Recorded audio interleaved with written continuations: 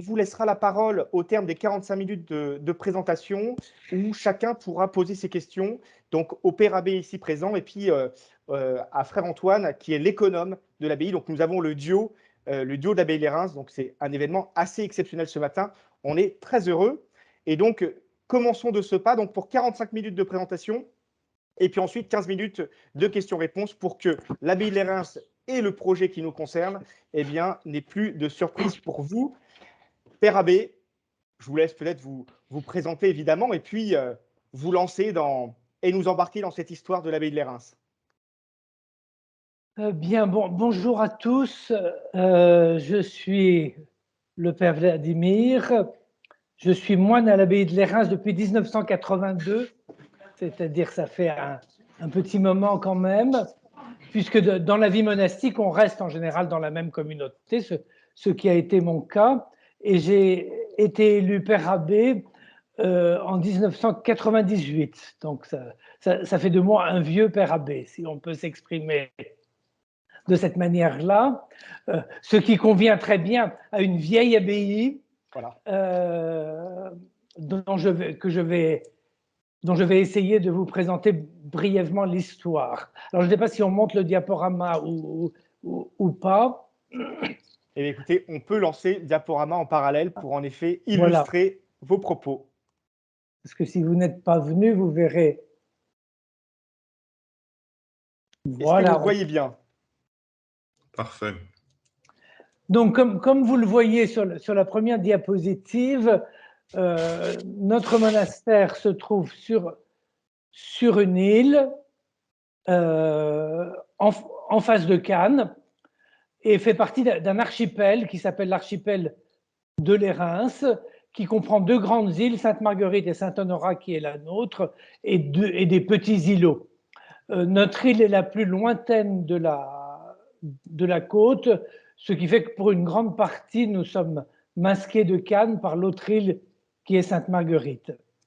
Le monastère a été fondé au début du 5e siècle, on peut passer à la diapositive suivante, vers 405, en fait c'est entre 400 et 410, par Saint-Honorat.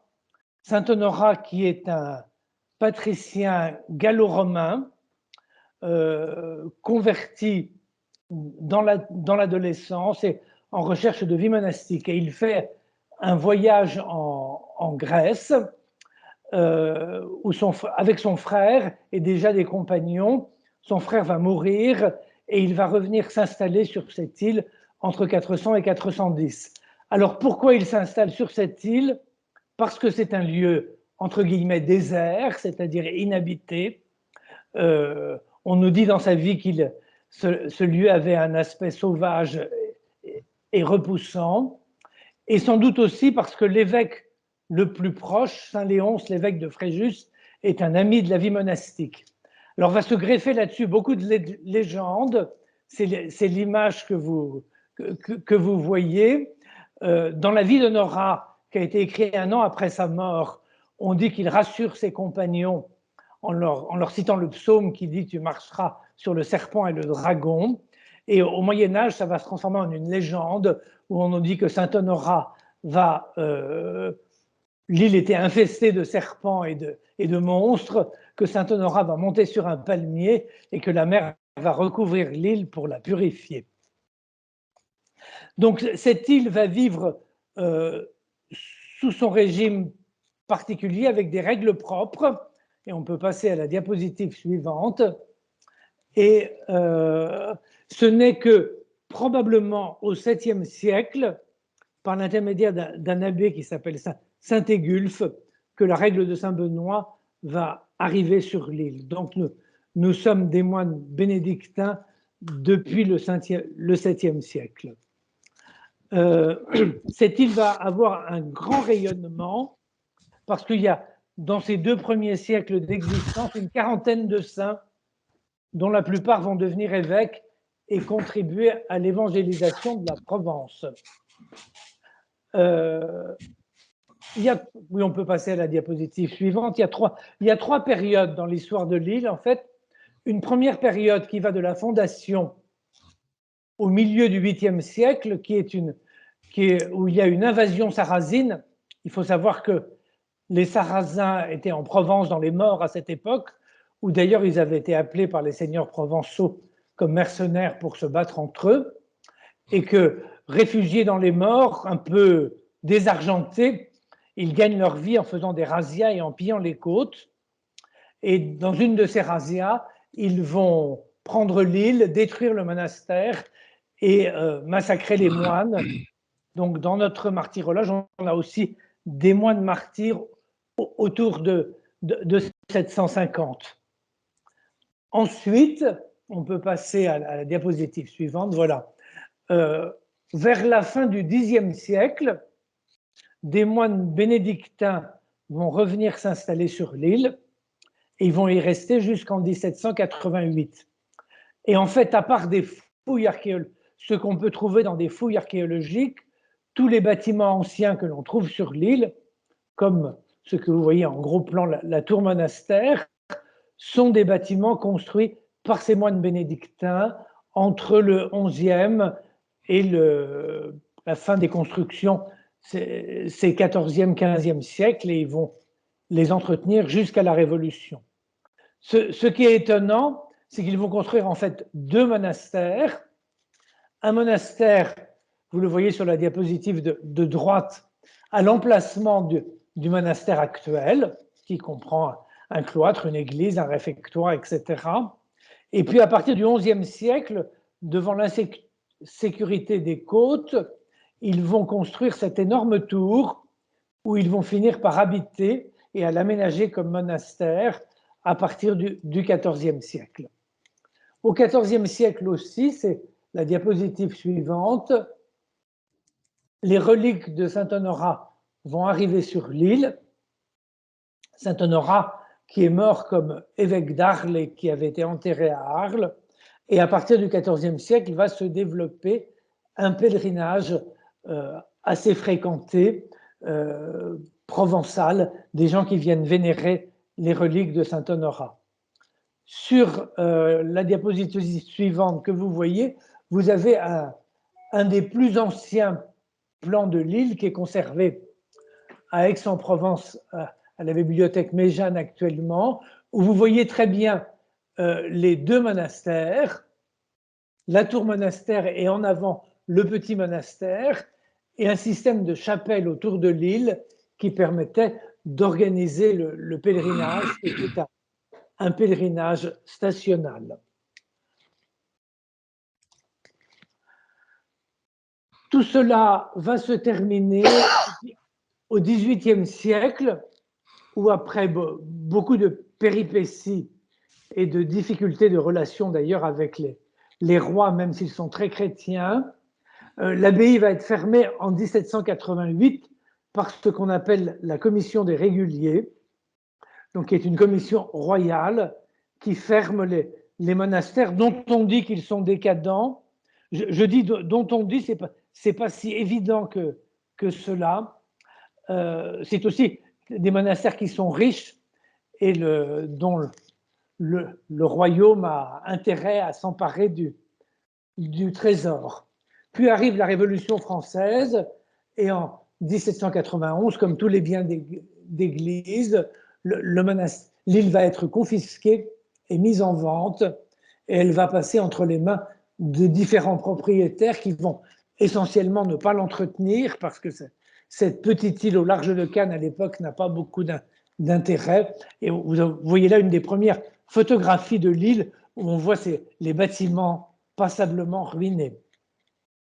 En 1859, alors ça vous voyez quelque chose qui est plus tardif, en 1859, il faudrait avancer un petit peu, voilà. Monseigneur Jordani, l'évêque de Fréjus, va racheter l'île. C'est la diapositive suivante. Ah, pardon. Si on avance encore un peu. Encore. On a un portrait de Monseigneur Jordani, donc comme celle d'après. Voilà, c'était là. Voilà. En 1859, Monseigneur Jordani, l'évêque de Fréjus, va racheter l'île. Il va d'abord essayer d'y installer un orphelinat et une maison de retraite pour prêtres. Et devant l'échec de la gestion de cet orphelinat, en 1869, il va demander aux cisterciens qui s'étaient établis peu de temps auparavant à Sénanque, vous avez une photographie dans l'état actuel, et dont le fondateur était Dom Barnoin, dont vous avez la photo, un prêtre du diocèse d'Avignon qui est devenu moine. Et donc les cisterciens de Sénanque arrivent sur l'île en 1869. Dès le 19e siècle, et là on peut peut-être revenir en arrière au restaurant des îles. À la 12. Voilà. Dès le 19e siècle, on est dans une région touristique, et donc les moines en revenant ne vont pas seulement construire des bâtiments monastiques, mais ils vont se soucier d'accueillir les gens qui viennent sur l'île, ce qui nécessite de pouvoir les nourrir. Et donc il y a un restaurant sur l'île dès le 19e siècle. C'est la photographie que vous voyez. Et sur la diapositive suivante, il faut, comme quand on ne marche pas sur les eaux, il faut bien des bateaux pour venir sur l'île. Et donc, dès le 19e siècle, il y a des appontements et des compagnies de bateaux qui permettent aux touristes de venir sur l'île. Je ne sais pas si Frère Antoine a quelque chose à rajouter à cette présentation historique avant qu'on passe à la communauté aujourd'hui. Bonjour à tous. Moi, ce que je trouve intéressant, c'est de pouvoir faire le lien, même à travers les siècles, c'est-à-dire que l'accueil du visiteur est quelque chose qu'on trouve tout au long de l'histoire de l'Érins, y compris de l'histoire monastique, dès saint Honorat lui-même, hein, c'est quelqu'un qui accueillait beaucoup. Et finalement, ce fil conducteur est une des choses qui est restée même après la sécularisation, puisque les moines sont partis, mais le désir de venir visiter l'île, l'attrait pour l'île est resté, et n'importe quel propriétaire ont continué, alors pour des raisons peut-être tout simplement de business, hein, mais on continuait d'accueillir les gens qui venaient, et par la suite, quand les moines sont revenus deuxième partie du 19e, deuxième moitié du 19e, eh bien, ils ont continué ceci. Et aujourd'hui encore, on voit tout à fait, au-delà avant même les touristes, ont déjà chez les Canois, pour les Canois, l'attachement aux îles, comme ils disent, et venir sur l'île Saint-Honorat, venir à l'abbaye, est quelque chose qui fait partie de la vie du Canois, si on peut dire. Alors, tous les Canois ne viennent pas tous les ans, il y en a qui viennent même jamais, ou une fois tous les 20 ans, mais il y a un lien du Canois aux îles, et il y a une tradition de, ben voilà, on est accueilli, on peut aller à Saint-Honorat. Et c'est important, cet accueil est vraiment une des marques de la vie monastique et de la vie sur l'île Saint-Honorat depuis les siècles. Et ça a été mis dans la forme actuelle avec restaurants, bateaux, etc., eh bien, par les propriétaires du 19e. Père Abbé, je te redonne la main. Très bien, alors je reprends la main. Sur l'histoire.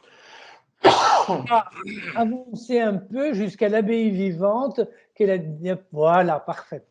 Donc les moines reviennent au 19e siècle, en 1869, et donc ce sont des moines cisterciens.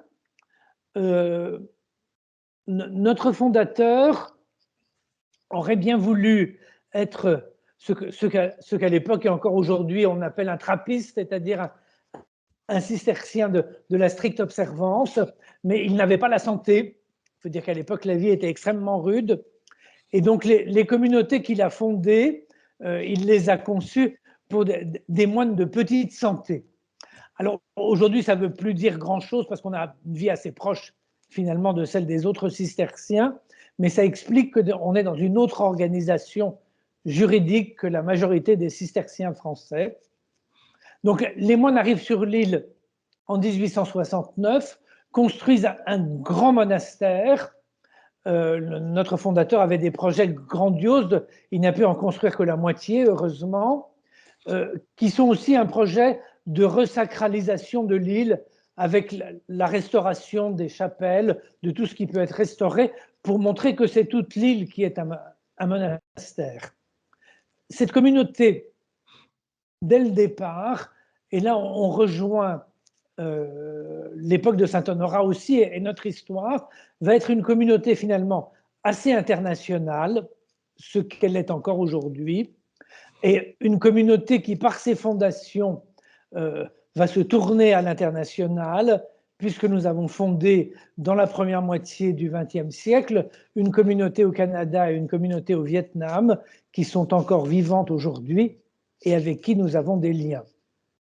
Aujourd'hui, nous sommes 22 moines. Il doit en manquer quelques-uns sur la photo parce que c'est compliqué d'avoir une photo avec tout le monde.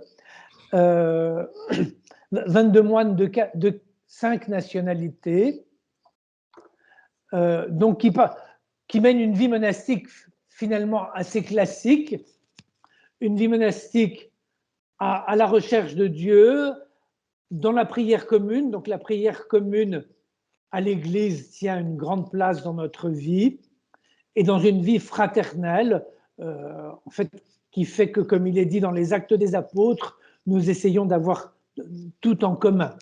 Vous avez là une photographie de l'église qui est un bâtiment du 19e siècle et une photographie du réfectoire qui est un bâtiment du 13e siècle, donc qui fait partie d'un des 2 monastères que les moines ont construits au Moyen-Âge. Notre rythme de vie s'articule entre la prière 7 fois par jour, le travail dont on essaye qu'il soit en partie un travail manuel et un travail agricole, et des moments de vie fraternelle. C'est à la fois de la prière, du travail et de l'accueil, et de la vie fraternelle. L'accueil tient une grande place dans notre vie. Notre rythme de vie, vous le voyez là, nous avons 7 offices par jour. La messe, c'est un temps d'adoration. Donc, ça nous rassemble environ 4 heures par jour, entre l'été 4h30 le matin et 8h30 le soir. On a aussi un grand temps, c'est dans la tradition monastique. Chaque matin, entre la fin du premier office qui s'appelle les vigiles, qui vient du mot latin qui veut dire veiller, et les laudes, qui est l'office du lever du jour, à peu près 2 heures, qu'on consacre à la lecture et à la méditation de la Bible, qu'on appelle la Lectio Divina. Vous voyez sur cette image une photographie de ce qu'on appelle la Bible de l'Érins, donc, qui est un manuscrit du XIIIe siècle de la Bible, qui, sans doute, malgré son nom, n'a pas été écrit, faite à l'abbaye de l'Érins, mais a servi comme Bible au monastère. Nous travaillons, c'est la diapositive suivante, environ 5 heures par jour. Donc, nos principales activités, nous produisons du vin, nous produisons aussi de l'huile d'olive, même s'il n'y en a pas de photographie, et des liqueurs. Nous sommes en agriculture biologique et nous essayons de gérer toute l'île de manière durable. On fait d'ailleurs partie d'une association internationale de petites îles engagées dans un développement durable. Nous avons aussi, c'est la diapositive suivante, une grande tradition d'accueil qui remonte à Saint-Honorat, avec à la fois une hôtellerie monastique pour les gens qui souhaitent faire des retraites, et puis un lieu d'accueil pour des groupes de jeunes, où l'on essaye d'offrir des propositions à la fois religieuses et pédagogiques, comme il est dit, notamment des retraites révision. Vous en avez une photographie ici. Et puis, nous essayons, en partenariat avec des laïcs, à accueillir le mieux possible les touristes sur l'île en leur proposant des visites guidées et un certain nombre de renseignements qu'ils peuvent trouver par exemple sur des panneaux qu'il y a sur une chapelle sur l'île. Il y a aussi dans la continuité de ce que vous avez vu au même endroit, mais avec quelques transformations, un restaurant sur l'île.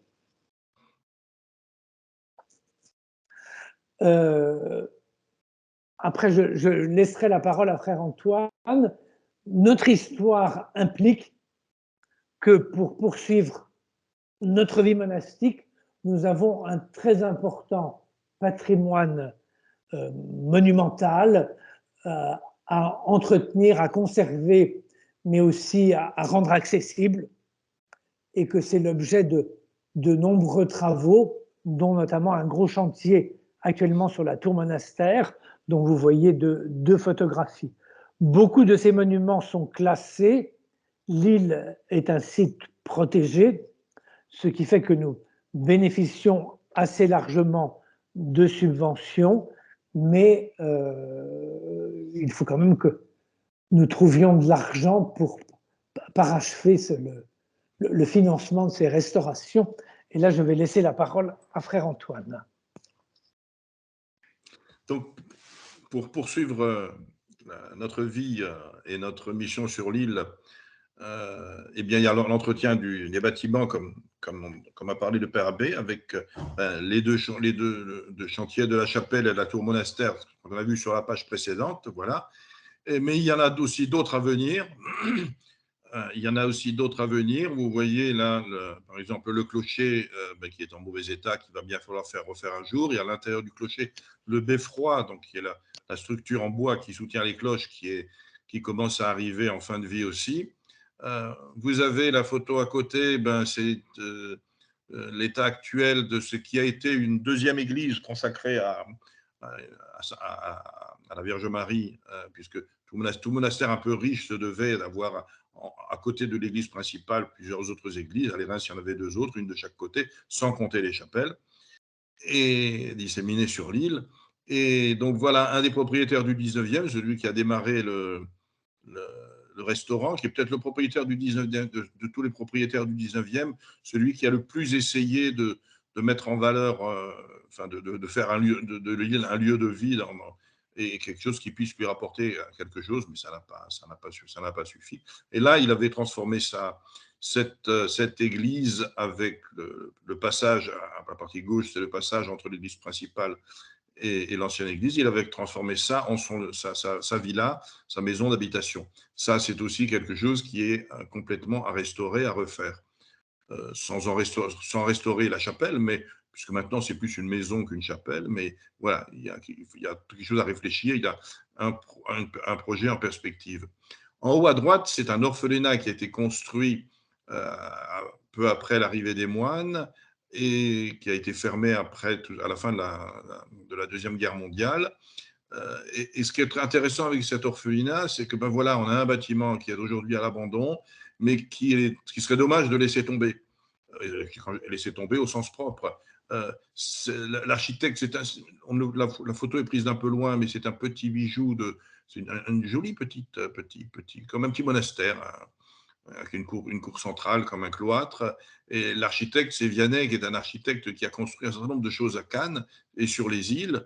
Et voilà, c'est vraiment typique de la fin 19e, et c'est quelque chose qui serait dommage de perdre. Et si on trouve les moyens de l'aménager, ça peut aussi être un outil, soit pour les activités jeunes pour les déplacer là, soit pour d'autres activités d'accueil et de propositions pastorales.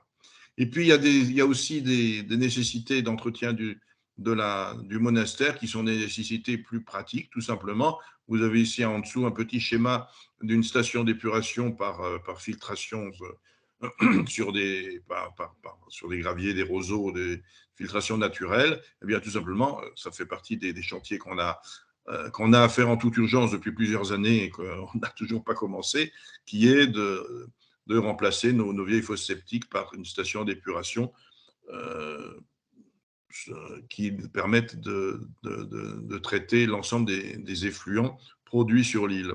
Et il y en a, soit des effluents tout simplement de la vie domestique, de la communauté et des visiteurs et des résidents, mais aussi les effluents de caves et tout ce qui est les effluents générés par notre activité. Voilà le patrimoine bâti. Mais l'île, c'est aussi un patrimoine naturel. On cumule les classements. C'est à la fois positif en termes de ce que ça signifie au niveau de la valeur de l'île, mais c'est aussi des complications. Donc, l'île en elle-même, l'île Saint-Honorat, est un espace naturel classé protégé, inséré dans une zone Natura 2000, qui est essentiellement maritime, hein, les 2 îles, le Cap d'Antibes, etc. Il y a sur l'île des bâtiments, des monuments historiques. Vous voyez qu'il y a pas mal de zones de l'île qui sont de la forêt et pratiquement entièrement en espace boisé classé. Donc, ça fait un millefeuille de protection qui montre la valeur patrimoniale de l'île, mais qui sont aussi des complications et des challenges au niveau de l'entretien, de la préservation du bâtiment, du site. Et puis, il y a aussi, c'est le petit faisan que j'ai mis à côté, à la vigne, il y a aussi une biodiversité tant au niveau de la faune que de la flore à préserver, avec des espèces animales, surtout des tout petits animaux. Il y a peu de grosses bêtes, hein, les plus gros animaux qui soient sur l'île, après les humains, c'est le faisan, le rat, et puis après on est dans les petites bêtes. Mais il y a aussi une grande diversité pas d'espèces, allez, pour les plantes, Père Abbé. Flore? De la flore, oui, non Oui, de la flore. Mais on parle d'espèces animales et pour les plantes, je ne sais plus. On n'y de pas une espèce. variété, Voilà, enfin, peu importe. Messieurs, vous m'avez compris.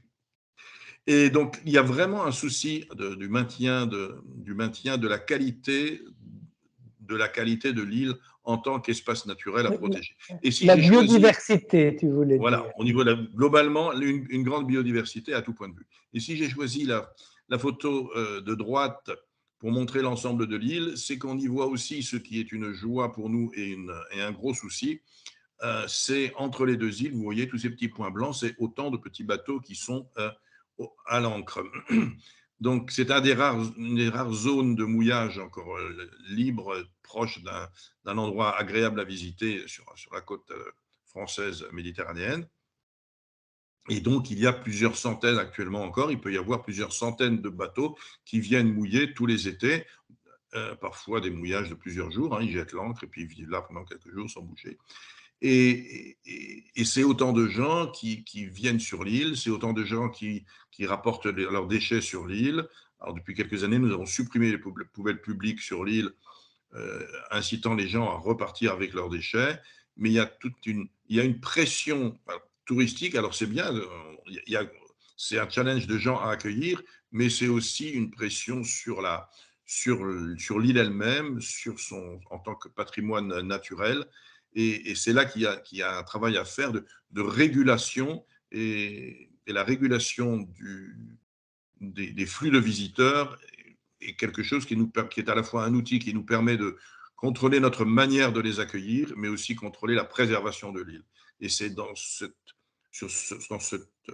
créneau précis de l'importance de la régulation des visiteurs qui viennent sur l'île que s'inscrit le fait que nous ayons notre propre compagnie maritime qui assure et qui a l'exclusivité de la desserte maritime de l'île.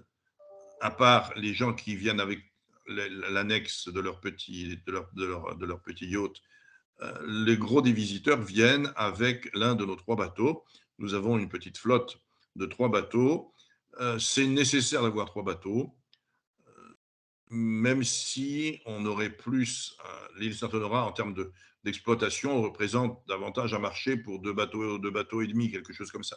Mais en plein été, avec la pression touristique, on a besoin parfois d'avoir 3 bateaux, ne serait-ce que pour s'assurer qu'on en a toujours un à disposition Il suffit d'en avoir un. On a une barge. En haut à droite, c'est une barge qui assure les transports de marchandises et de véhicules, qui peut aussi être converti en navire à transport de passagers avec 220 places, je crois, quelque chose comme ça. Et en bas, vous avez les deux navettes à passagers qui font habituellement les rotations.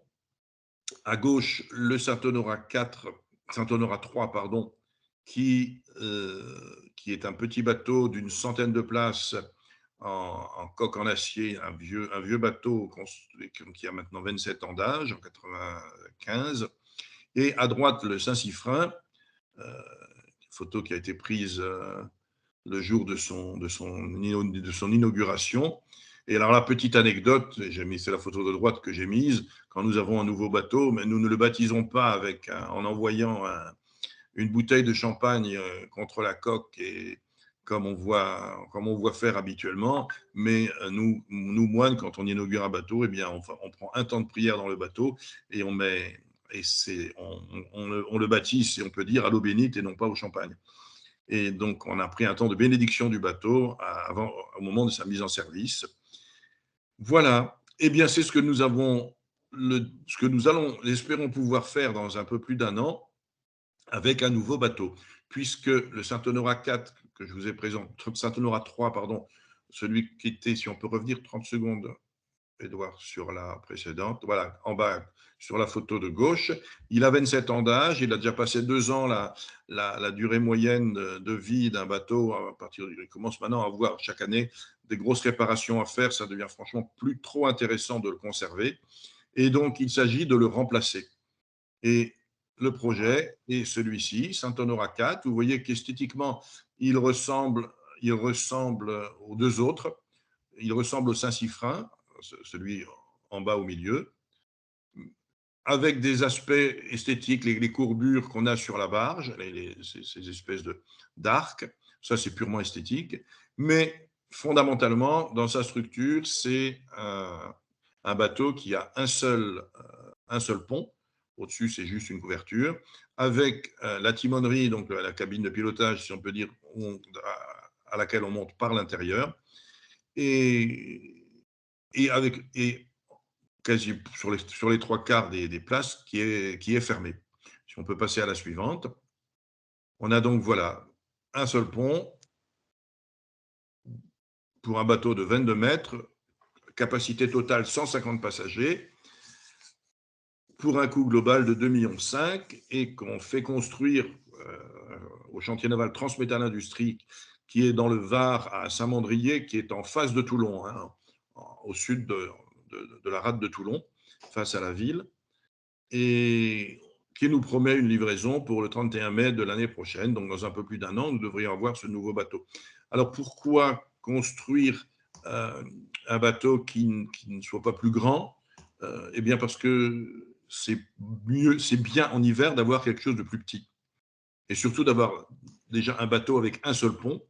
D'abord parce qu'il est plus trapu, il tient un petit peu plus facilement la mer. Il est plus facile à manœuvrer, et notre difficulté n'est pas tant la navigation, on peut quasiment naviguer toute l'année. Notre difficulté, c'est dès que la houle et le vent sont orientés d'une façon inappropriée entre les deux îles, elles ont tendance à pousser le bateau contre le ponton. La difficulté, c'est l'appontement, un appontement sécurisé qui n'abîme pas le bateau et qui permettent aux gens d'embarquer et de débarquer en sécurité. Voilà pour le bateau plus petit, plus trapu, et un bateau un peu costaud en aluminium renforcé. Un bateau qui n'a qu'un seul pont et pas un pont superposé où les gens aiment bien monter, regarder le paysage comme sur les deux autres, tout simplement parce qu'en hiver, on a très souvent, la quasi-totalité, en tout cas les jours de semaine, on n'a pas 150 passagers, on en a 10, 15, 20, et donc on les met tous sur le même pont, et on peut dans ce cas-là faire une traversée avec simplement un équipage de 2 marins.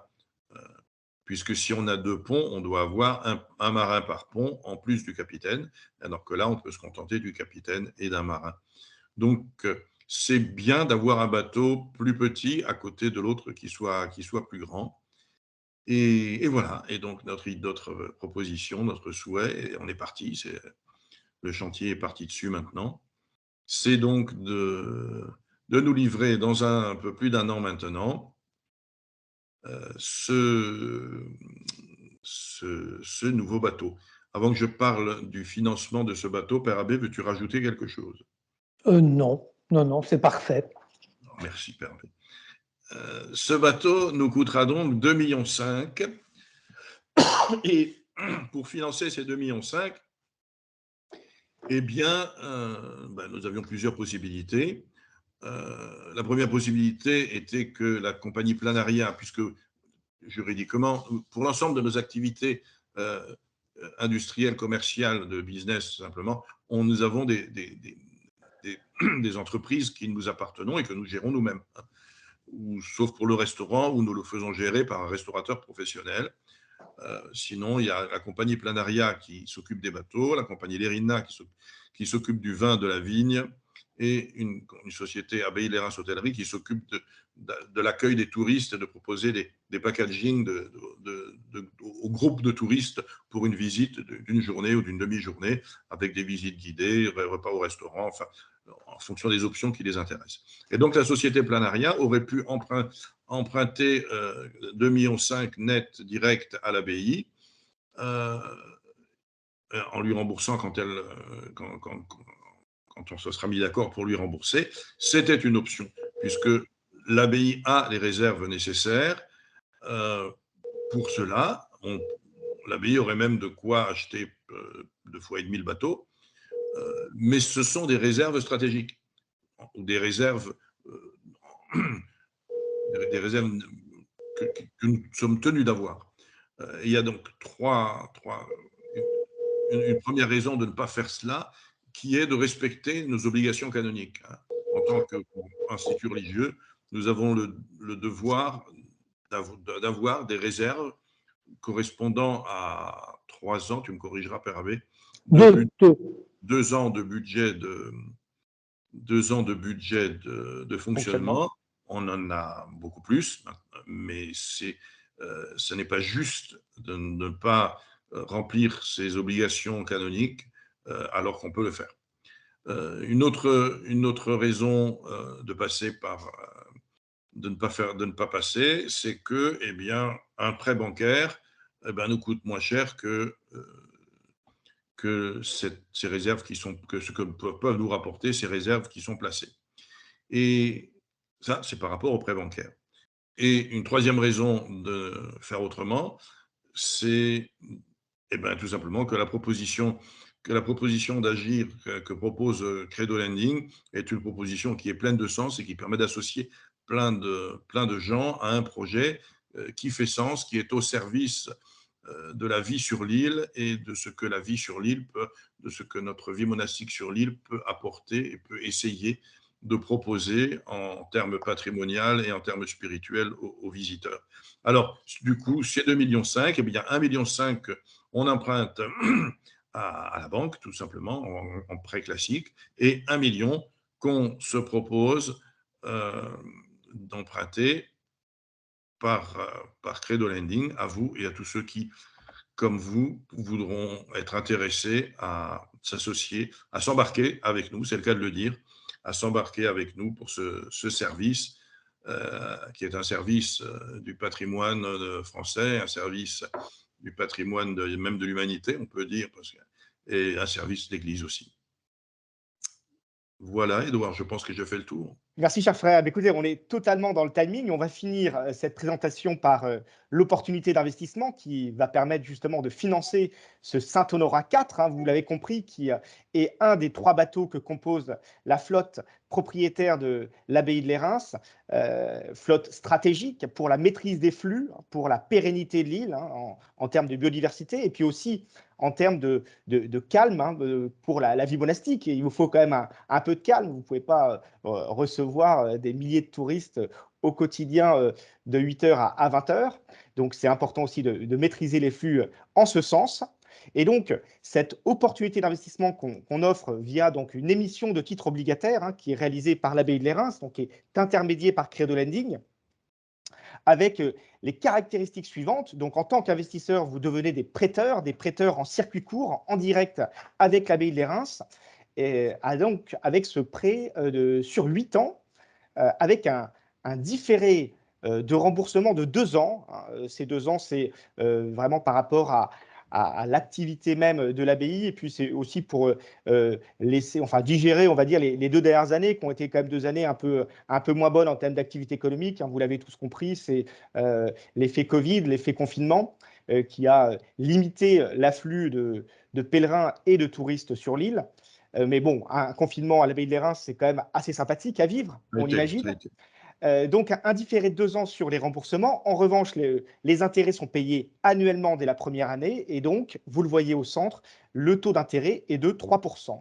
Donc, pour résumer, c'est un investissement qui rapporte 3% par an et qui est sur une durée de 8 ans avec un remboursement du capital, du principal, comme on dit dans le milieu obligataire, à partir de la 3e année jusqu'à la 8e année. Voilà, donc assez simple comme structure d'investissement. Et donc, ça va directement financer le Saint-Honorat 4, donc le bateau que vous avez pu voir sur la diapositive d'avant.